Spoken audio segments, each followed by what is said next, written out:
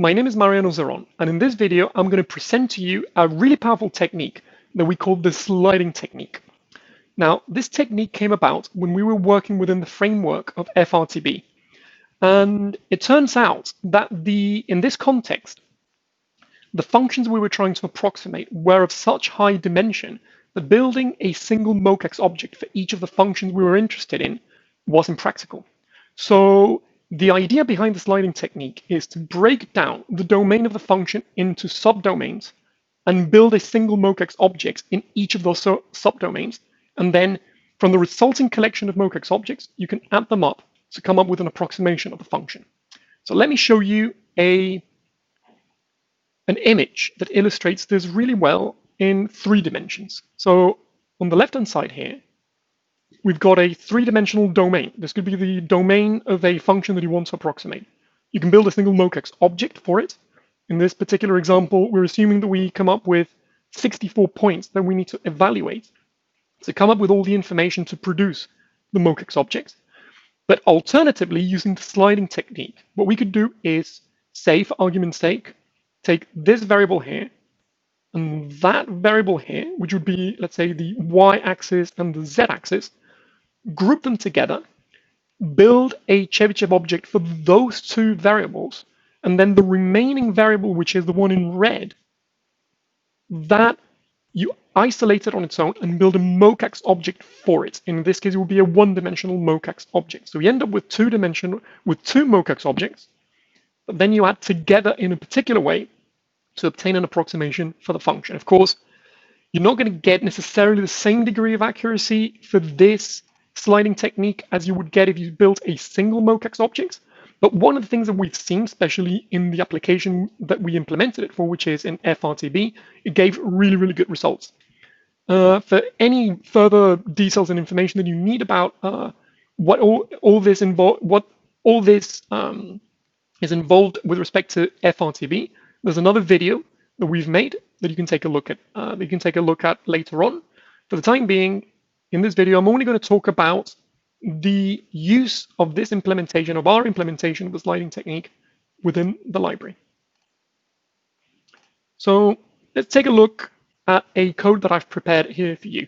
So the function that I'm interested in approximating is the Black-Scholes function of 4 dimensions. I've kept it at 4 dimensions, or I've chosen a 4-dimensional function because it's easy to deal with than, let's say, a 10-dimensional function, which would be a bit more of a usual example where we would apply the sliding technique, because a 4-dimensional function is easily approximated with a single MoCaX object.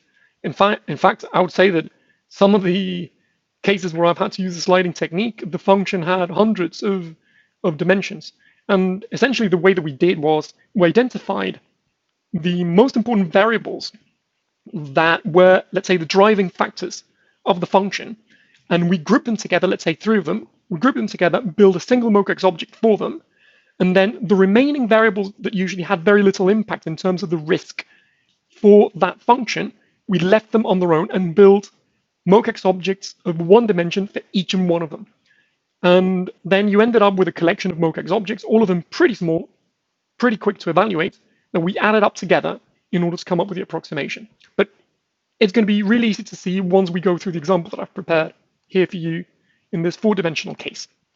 So the object that captures the implementation of the sliding technique is of a type called MoCaX sliding that I've highlighted over here.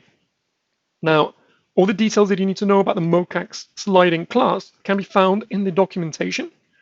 You can see MoCaX sliding down here. You go into that class and you see the initializer and all the methods associated to it. You'll see that a lot of the methods are very similar. In fact, they're identical in terms of their name to the corresponding methods that the MoCaX class has.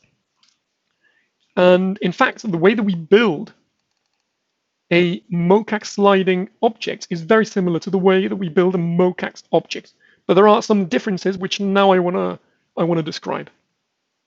So the first parameter which differs from the one that would be the corresponding parameter in the case of the MoCaX class is the one that specifies the dimensionality. Now, in the case of the MoCaX class, you have a single integer that specifies the dimensionality. Here we specify the dimensionality of each of the MoCaX objects that we want to create. So for example, in our case, we've got this variable called num dimensions per partial, and we've put 2, 1, 1. What does that mean? It means that the first two variables of the function will be grouped together. The third variable will be a singleton, so it will be a single MoCaX object of one dimension for it, and the fourth variable will be the same, single MoCaX object of one variable. If we had put, instead of 2, 1, 1, we'd put 1, 1, 1, 1, what we would have is each dimension being taken care of by one single MoCaX object of dimension 1. And you can play around with the way that you break up the domain. But the important thing is that the integers in this list need to add up to the dimensionality of the function. So that's the first parameter. Second parameter is the domain of approximation. It's identical to the way that we define a domain for the MoCaX object. So essentially, you've got a list of intervals. Each interval tells you what the range of the corresponding variable is. We pass that list of intervals to the initializer of MoCaX domain, as we did with the MoCaX class. That returns a parameter domain that is ready to be passed to the initializer of MoCaX sliding.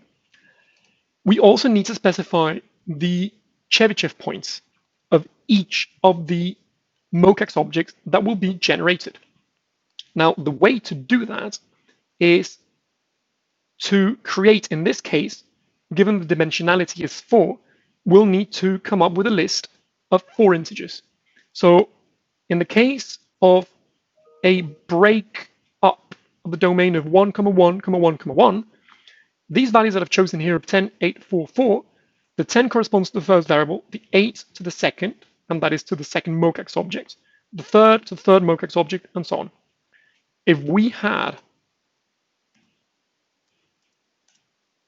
put 2, 1, 1, then the first two, which is 10 and 8, would be used for the first MoCaX object, and then the remaining as they come.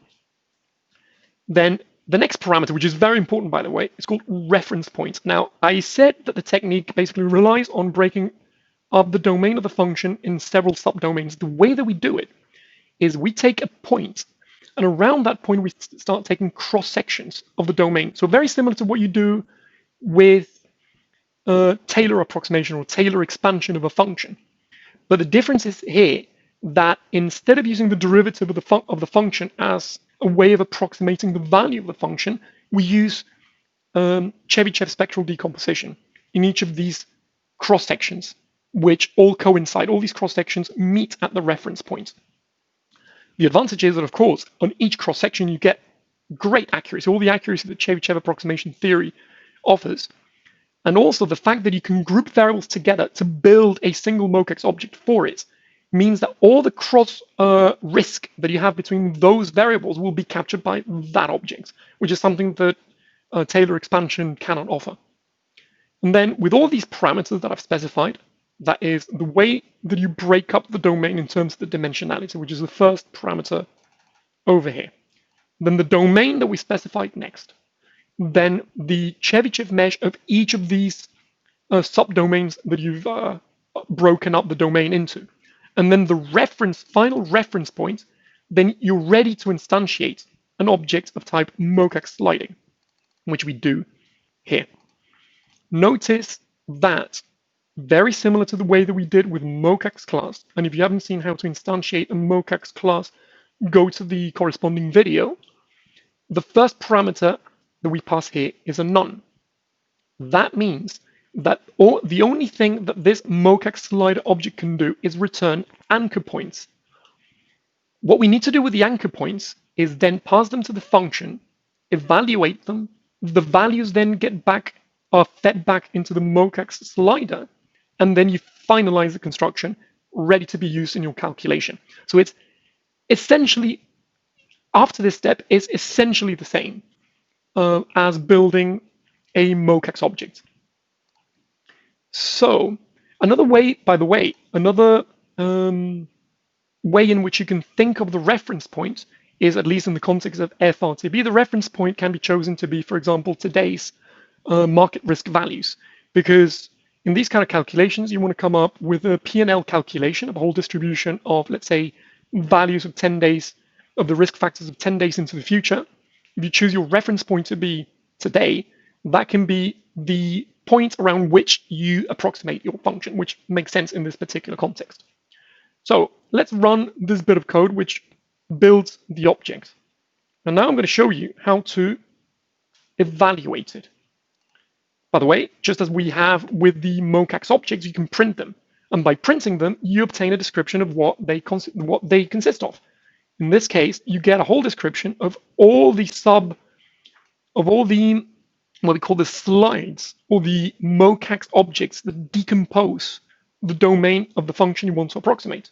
So here it says number of dimensions. It tells you the total number of dimensions you're covering, the domain. But it gives you also what here we call the partial functions, which are the MoCaX objects that we construct for each of these cross sections. And then to evaluate it is just as simple as calling the method eval. So this method is also in this class, in MoCaX, in MoCaX sliding class. And what it does is just evaluate a point that you tell it to evaluate. So for example, I've come up with an example here. The point that I want to evaluate is this one here. Of course, it has to be within the domain that you've specified. When you run it, what is it that we obtain? And I'm comparing the original function with the object that we built. In this particular case, the breakup of the domain that we've done is 2, 1, 1, meaning 2 dimensions for the first 2 variables. So you group the first 2 variables together, MoCaX object, then third one, single, fourth one, single. And what is it that we obtain? We obtain, one of them is 26, the other one 27. So quite similar, despite the fact that we've actually missed quite a bit of the domain. And as you would expect, if I change that to, say, 3, 1, which means grouping the first 3 variables together, leaving the last one on its own, you get more accuracy. And what happens if we finally just specify 4? We essentially recover one single MoCaX object.